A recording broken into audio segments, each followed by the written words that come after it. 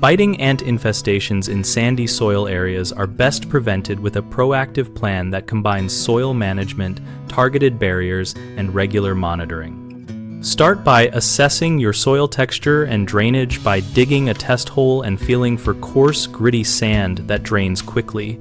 Record sun exposure and existing vegetation since ants prefer dry, open edges. Create a granular barrier using a labeled ant granule product applied as per the product label in a continuous band around foundations and along likely entry points. Water the granules lightly to activate them without causing runoff. Begin adding organic amendments like compost and finely crushed clay, where planting beds touch structures to increase moisture retention and make those zones less attractive to nesting ants. Incorporate amendments shallowly so you do not bury root crowns. Install weed fabric or landscape fabric under mulch in beds adjacent to foundations and maintain a 2 to 3 foot wide mulch-free zone immediately next to the foundation so ants cannot tunnel undetected.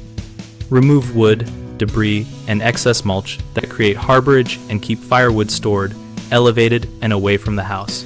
Inspect raised wood monthly during warm months. Establish a monitoring routine using simple sticky cards or inspection flags placed every 10 to 15 feet along the perimeter and check them weekly for ant activity to catch new satellite nests early. 3 common mistakes are relying only on broadcast spray treatments, which miss nests in eaves and voids and do not change habitat.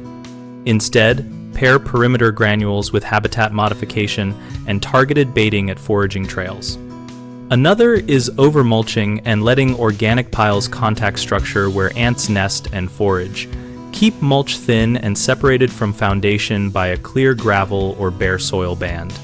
Homeowners also wait until large colonies are visible, which makes control much more expensive and prolonged.